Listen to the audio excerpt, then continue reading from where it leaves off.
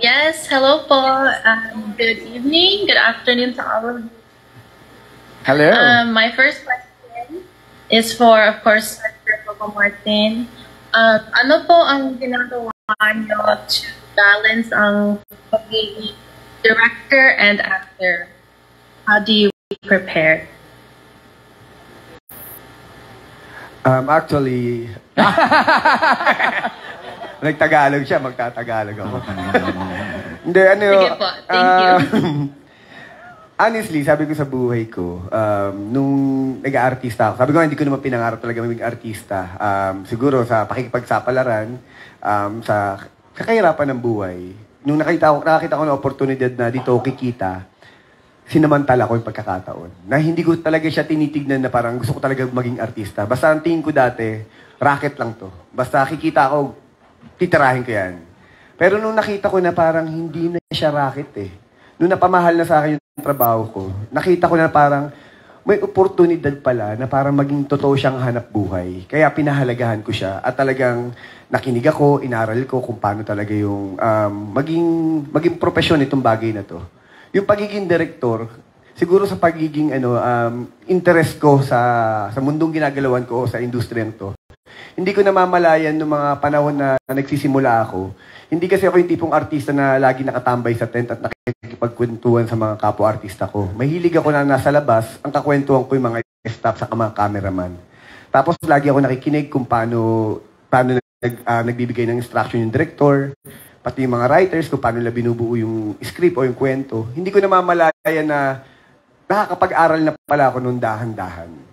Kaya dumating yung point na nag-aartista ako, sabi ko sa sarili ko, syempre, pag artista ka, isa sa mga pangarap mo, sana balang araw maging director ka, no? Pero ang pinakamali ko sa buhay ko, nung pinasok ko na yung pagdidirect. Kasi napakahirap pala niyang responsibilidad. Hindi siya gano'n na, makakapag-direct ka, ito na yun. Hindi. Kasi ikaw yung, sabi nga nila, ikaw yung kapitan ng barko eh. Kapag nagkamali yan, di ba, kung ano man mangyari yan, ikaw ang may kasalanan dyan. Ngayon, ang problema ko sa sitwasyon ko ngayon, nahahati ako dahil ako yung artista, ako rin yung nag-iisip ng kwento, minsan ako rin yung nagsusulat, ako rin yung nagde-direct, tapos ako rin nagla-line prod ngayon itong production na to. Ang nangyayari, magkakalaban siya. Ang pagiging creative, saka producer, number 1 na magkalaban yan. Kasi mag-iisip ka ng magandang kwento para palakihin, pero ikaw rin magpipigil sa sarili mo para paliitin. Di ba po? Kaya ang hirap-hirap ng sitwasyon. Pero siguro sa awa ng Diyos, saka sa pagmamahal ko sa trabahong ginagawa ko ngayon, nakakaya naman po. Pinipilit kayanin.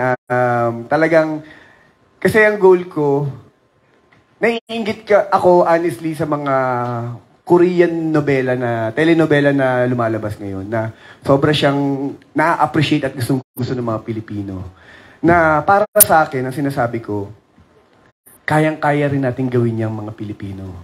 Kasi alam ko na napakahusay natin at napaka-talented natin. Ang kailangan lang talaga natin, may taong magtitiwala para mabigyan tayo ng magandang pondo, tamang oras. Kasi yung talento nasa atin eh. Lahat para sa akin, ang mga Pilipino ang isa sa pinakamahuhusay na artista sa buong mundo. Ang mga direktor, ang mga writers, lahat napakahusay. Hindi lang tayo nabibigyan ng tamang oportunidad at nasusuportahan. Kaya, nung ginagawa ko yung probinsyano at ngayong Batang Quiapo, sabi ko, kung ano yung masasagad ko, kung ano yung makikita kong pinaka-best para dito sa project nito, hindi na ako nag-hold back.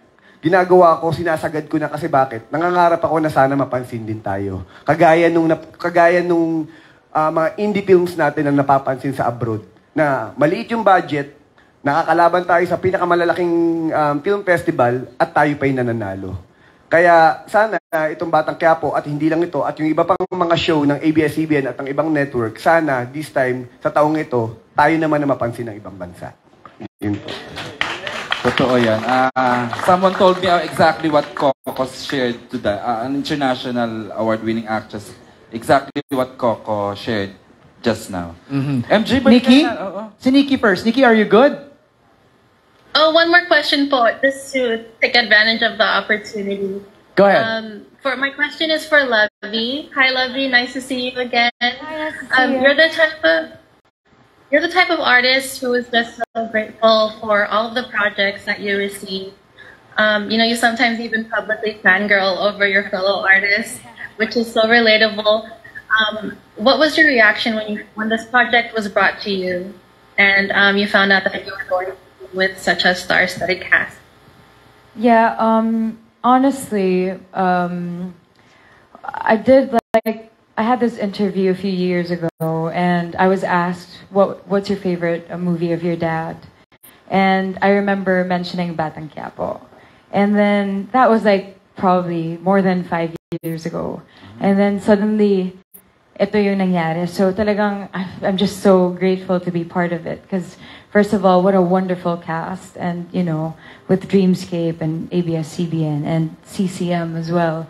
So it's there's nothing more I can ask for. And yes, I am a fangirl of people I've been watching through the years. I'm looking at Miss Charo, with so much admiration.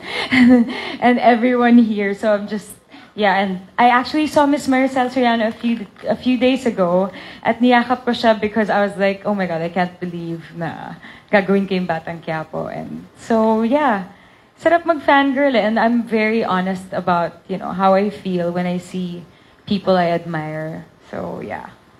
Grabe yung sincerity and pagiging genuine ni Lovey as far as sharing her being a fangirl to these actors. Correct. Bihira yung aamin, ha? Bihira yung umaamin. Minsan nga nahihiya ako kasi nakakahiya talaga ako. Minsan yung parang, oh my God. Fangirling at its best. Oo nga. Sabi ko, I make people uncomfortable, I'm sure. But yeah, I can't help it. May cherry pie pa, may Oo cherry. nga.